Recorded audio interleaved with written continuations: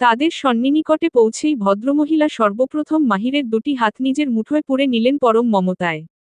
কিছুটা দ্বিধা নিয়েই সেই হাত দুটো নিজের ঠোঁটের কাছে টেনে নিয়ে এলোপাতাড়ি কতগুলো চুমু খেলেন, যেন বহু বছরের জমাটবদ্ধ তৃষ্ণা মেটাচ্ছেন তিনি। সবশেষে হাত দুটো নিজের বুকের সাথে সজোরে চেপে ধরে রাখলেন দীর্ঘক্ষণ। রোজি স্তব্ধ দাঁড়িয়ে সবটা দেখছে। ওর চোখে মুখে ঘোর বিস্ময়, আর অনেক প্রশ্ন। কে এই অচেনা বিজাতীয় নারী? মাহিরকেই বা এভাবে আপন করে নিচ্ছেন কেন? ভদ্রমহিলার খুব নিচু স্বরে বিড়বিড় করে উঠলেন, my love, my life, love you so much my boy. চোখের কোণে জমতে থাকা অশ্রুটুকু সন্তর্পণে মুছে নিয়ে তিনি মাহিরের মুখের দিকে চাইলেন। এক হাতে মাহিরের গালে আলতো স্পর্শ বলিয়ে মুগ্ধ হয়ে বললেন, you look so big and handsome my boy. I have waiting so long for this moment. And now, I am really so happy. I am very proud of you my লাভ।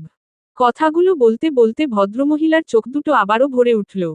তবে মাহিরের মাঝে তেমন কোন আবেগপ্রবণ প্রতিক্রিয়া লক্ষ্য করা গেল না, কেবল সৌজন্যমূলক এক চিলতে মৃদু হাসি উপহার দিল সে। ভদ্রমহিলা এবার মাহিরের পাশ কাটিয়ে রোজির দিকে উৎসুক দৃষ্টিতে তাকালেন, তারপর জিজ্ঞাসু নেত্রে আবার মাহিরের দিকে। মাহির শান্ত কণ্ঠে বলল, মাই ওয়াইফ, রোজি।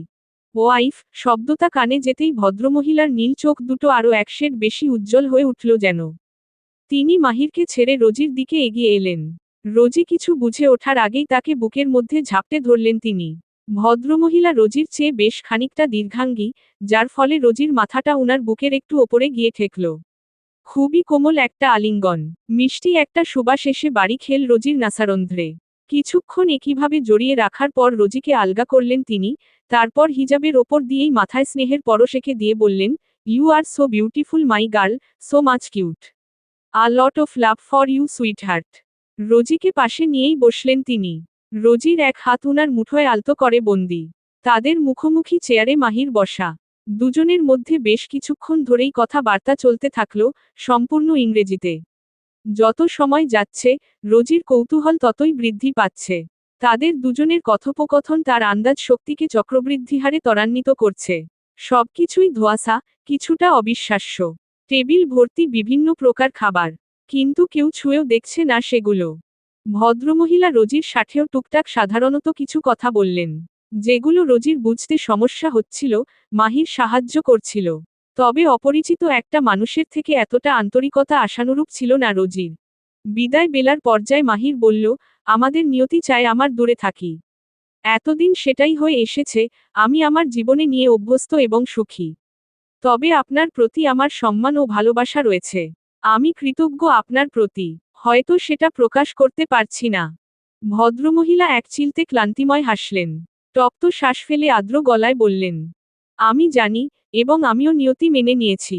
তোমাকে একবার কাছ থেকে ছুঁয়ে দেখবার তৃষ্ণা ছিল। নিয়তি আমাকে সেই সুযোগ দিয়েছে।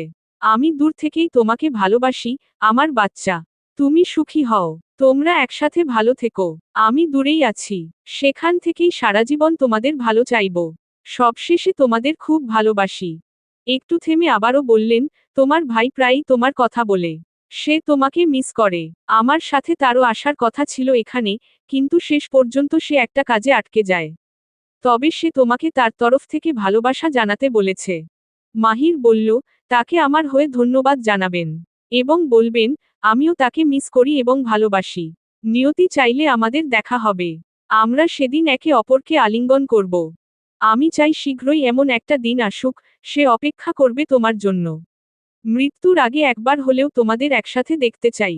কোন এক কাজে মাহির একটু সরে যেতেই ভদ্রমহিলা সুযোগ বুঝে নিজের হাতের আঙুল থেকে চকচকে লাল পাথরের একটা আংটি খুলে রোজির আঙুলে পরিয়ে দিলেন। রোজি অপ্রস্তুত হয়ে কিছু বলতে যাবে তার আগেই তিনি ব্যস্ত কণ্ঠে বললেন, আমার তরফ থেকে ভালোবাসার উপহার এটা। গ্রহণ না করলে খুব কষ্ট পাব। অতীব মূল্যবান এটা। তবে একটা মায়ের কাছে তার সন্তানের চেয়ে বেশি নয়। আমি তোমাদের কিছুই দিতে পারিনি, শুধু এইটুকু ভালোবাসা রেখো। তোমার আঙুলে ভালো লাগছে, যত্নে রেখো সুইটহার্ট। এটা দেখে আমাকে স্মরণ করবে, অনেক দূরে তোমাদের একজন শুভাকাঙ্ক্ষী আছে, যে প্রতিটা মুহূর্ত স্রষ্টার কাছে তোমাদের মঙ্গলের জন্য প্রার্থনা করে। এই কথার প্রেক্ষিতে রোজি আর কিছু বলতে পারল না। আংটিটা গ্রহণ করতে বাধ্য হল। উক্ত ভদ্রমহিলাকে বিদায় জানিয়ে রেস্টুরেন্ট থেকে বেরোনোর সময় সামনেই একদল আইনশৃঙ্খলা রক্ষাকারী বাহিনী চোখে পড়ল রোজির।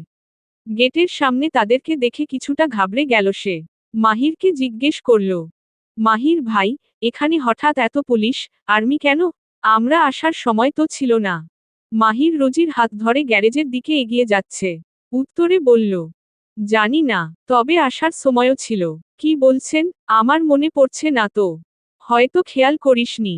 রোজি আর প্রশ্ন করল না। এখন শুধু গাড়িতে পৌঁছানোর অপেক্ষা। মাথার ভেতর যে কতগুলো প্রশ্ন কিলবিল করছে। কোন রকম গাড়ির ভেতর বসে সিট বেল্ট বাঁধার আগেই রোজি প্রশ্নের ঝুড়ি খুলে বসল। মাহির ভাই, আমি যা ভাবছি তাই কি সত্যি? উদ্ধৃতি চিহ্ন। মাহির স্টিয়ারিং ঘোরাতে ঘোরাতে বলল, তুই কি ভাবছিস তা আমি কিভাবে বুঝব? রোজি দুই হাতে নিজের মাথা চেপে ধরল। অসংলগ্ন গলায় বিড়বিড় করতে লাগল, এটা কিভাবে সম্ভব? না, এটা সম্ভব না। অহ রোজি, অহ, কি ভাবছিস এসব? রোজির অস্থিরতা দেখে মাহির এক চিলতে হাসল। বলল, মনে যা আসছে বলে ফেল, সমস্যা নেই। আপনি কি অ্যাডপ্টেড মাহির ভাই? আর উনি আপনার সেই মা? মুখ ফসকে কথাটা বলেই জিহ্বায় কামড় দিয়ে ধরল রোজি। তাড়াতাড়ি করে শুধরে নেওয়ার আগেই মাহিরের থেকে উত্তর এল, ঠিক, মা, নয়, তবে, গর্ভধারিণী। যৌবনের প্রথম দিকেই ব্যবসার কাজে অস্ট্রেলিয়া পাড়ি দিয়েছিলেন সাদ্দাত হোসেন। উনার দুচোখে তখন কেবল সাফল্যের স্বপ্ন। প্রথম থেকেই বেশ দক্ষতার পরিচয় দিয়েছিলেন তিনি। তাই সাফল্য আসতেও খুব একটা দেরি হয়নি। মাত্র 2 বছরের মাথায় সিডনির ব্যবসায়িক মহলে উনার নামডাক ছড়িয়ে পড়ে।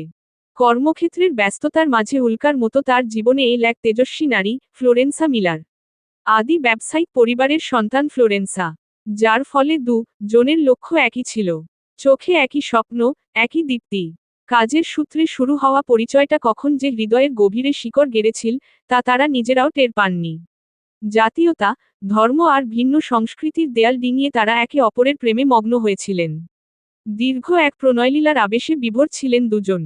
অল্প বয়সেই অর্জিত সাফল্যের মুকুট নিয়ে ক্ষণিকের জন্য দেশে ফিরলেন সাদ্দাত হোসেন। ঢাকার এক বিজনেস কনফারেন্সে সাদ্দাতের বিচক্ষণতা ও দক্ষতা দেখে মুগ্ধ হন তৎকালীন দেশের অন্যতম শীর্ষ ব্যবসায়ী ভূঁইয়া। তিনি মনে মনে সাদ্দাতকে নিজের যোগ্য জামাতা হিসেবে স্থির করে ফেললেন। জামাল উদ্দিনের নিকট প্রস্তাব পেশ করলে তিনি একযোগে তাতে সম্মতি প্রদান করেন। যদিও মানুষ তার নিজ স্বার্থের ঊর্ধ্বে নয়, ভদ্রলোকের মাঝেও কিছুটা সুপ্ত স্বার্থ লুকায়িত ছিল। সাদ্দাত মানতে পারেননি। সে সময় তিনি জামাল উদ্দিনের কাছে নিজের ভালোবাসার কথা অকপটে স্বীকার করেছিলেন। কিন্তু রক্ষণশীল জামাল উদ্দিন ভিনদেশী আর ভিনধর্মী পুত্রবধূ মেনে নিতে নারাজ। সেই শস্ত্র হিসেবে শর্ত দিলেন তিনি, ফ্লোরেন্সা মিলার যদি ইসলাম ধর্ম গ্রহণ করেন, তবেই এই সম্পর্ক মেনে নেওয়া হবে। ভালোবাসা এবং ধর্ম, এই দুয়ের মাঝে আটকা পড়তে হয়েছিল খ্রিস্টান ধর্মাবলম্বী ফ্লোরেন্সাকে। মানসিক টানাপোড়ে তিনি ছিলেন চাপা নির্লিপ্ততা। সাদ্দাত হোসেন জানতেন, ধর্ম একজন মানুষের একান্ত ব্যক্তিগত বিশ্বাস। এই বিশ্বাস চাপিয়ে দেওয়ার বিষয় নয়। তাই ফ্লোরেন্সাকে এই নিয়ে জোর করার কোন ভাষা তার ছিল না। এদিকে জামাল উদ্দিনের জেদ এবার প্রবল চাপে রূপ নিল। নিরুপায় সাদ্দাত হোসেনকে শাহিদা বেগম নামের এক তরুণীরা সাথে জীবন বাঁধতে হল। বিয়ের অল্পদিন পরেই শাহিদা বেগমকে নিয়ে সাদ্দাত আবার অস্ট্রেলিয়ায় পাড়ি জমালেন। স্বামী হিসেবে সাদ্দাত হোসেনের ভালোবাসা ছিল হেমন্তের বিকেলের মতোই উদাসীন। তবে তিনি তার ছিলেন কর্তব্যে অবিচল। অনেকটা তপ্ত ভাতে শীতল জলের মতো, যত্ন আছে কিন্তু তাতে প্রাণের বড্ড অভাব। তবুও তরুণী শাহিদা ধীরে ধীরে আনকোরা এক প্রবাসে নিজের ছোট্ট সংসার গুছিয়ে তুলছিলেন। এমনই এক ঝোড়ো রাতে সাদ্দাত হোসেন তার ছোট্ট কোলে তুলে দিলেন আস্ত এক পৃথিবী, এক সদ্যজাত পুত্র সন্তান। গর্ভধারিণী মায়ের নাড়ি কাটার আগেই শিশুটি শাহিদার মাতৃত্বের নারীর সাথে জুড়ে গেল। ত্রিশূর্ধ্ব সাদ্দাত হোসেন সেদিন 20 বছর বয়সী সেই তরুণীরা মাথায় হাত রেখে বলেছিলেন, শাহিদা, তুমি জানো তুমি ওর জন্মদাত্রী নও, কিন্তু আমি চাই এই নিখিল বিশ্ব যেন তার উল্টোটা জানে। শাহিদা সেদিন এক আকাশ সমান বিস্ময় নিয়ে শিশুটিকে বুকের গভীরে টেনে নিলেন। শিশুটির নরম শরীরে তখনও লেগে আছে রক্তের দাগ। তিনি জানেন না কোন নারীর রক্তে গড়া এই প্রাণ। তবুও স্বামীর উদ্বিগ্ন মুখের দিকে চেয়ে ভীতু শাহিদা সেই প্রশ্ন করার সাহস পাননি। কেবল অপলক চেয়ে রইলেন শিশুটির দিকে। শিশুটিও সদ্য ফোটা চোখের পিটপিট চাউনিতে শাহিদার মাতো মুখটা খুঁটিয়ে দেখছে যেন। শাহিদা লক্ষ্য করলেন, ওর চোখের মণি দুটো কুচকুচে কালো নয়, বরং সমুদ্রের মতো নীল। চোখের ওপর কোনো ভ্রু নেই। হঠাৎ এক অজানা শঙ্কায় অবুঝ শাহিদার বুক কেঁপে উঠল, মানুষের চোখের উপর তো ভ্রু থাকে, তবে তার সন্তানের কোথায়? তিনি সেই ভ্রূহীন কপালেই পরম মমতায় প্রথম চুমুটি খেয়ে নিজের অজান্তেই বিড়বিড় করে উঠলেন, আমার ছেলে, আমার বাবা।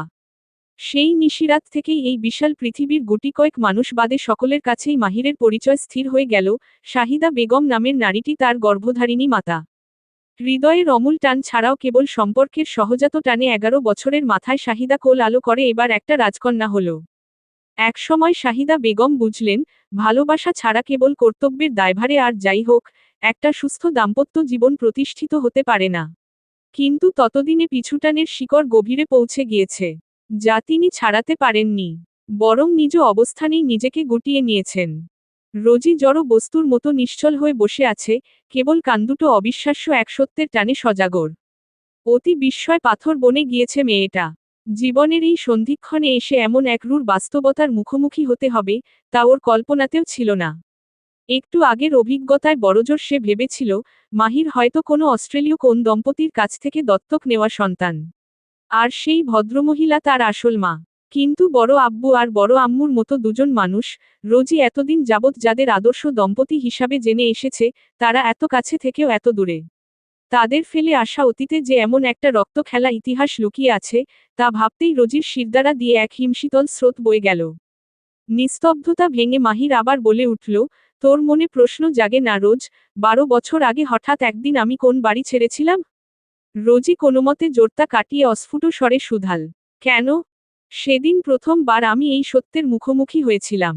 তোর বয়সেই ছিলাম তখন আমি। আজ তোর ভেতরে যে অলটপালট চলছে, সেদিন আমার বুকেও ঠিক এমন এক আগ্নেয়গিরি জেগেছিল। আমি মেনে নিতে পারিনি যে আমার অস্তিত্বের শিকড়টা অন্য কোথাও। আর যাকে মা ডেকেছি, সেই মমতাময়ী নারীটা তার কাছে এতটা অবহেলিত। মাহির একটু থামল, তার দৃষ্টি সামনের রাস্তার দিকে নিবন্ধ। খুব স্বাভাবিকভাবেই ড্রাইভিং করছে সে। তোর বড় আব্বু মানুষ হিসাবে একটু বেশিই আত্মসম্মানী, বুঝলি? উনার প্রতিটি কাজে আভিজাত্য থাকলেও, ভুলের চিহ্ন যে সেখানে থাকতে পারে, সেটা তিনি মানতে নারাজ। আর সেই ভুল কেউ আঙুল দিয়ে দেখিয়ে দিতে গেলেই তিনি রুদ্রমূর্তি ধারণ করেন। সেদিন আমিও ভদ্রলোকের সেই অহংকারের বলি হয়েছিলাম। প্রতিবাদ করতে গিয়ে অজান্তেই তার কাছে প্রতিপক্ষ হয়ে গিয়েছিলাম। কথাগুলো বলেই গা কাঁপিয়ে হেসে উঠল মাহির। রোজি দেখল সেই হাসি, কোন প্রাণ নেই তাতে।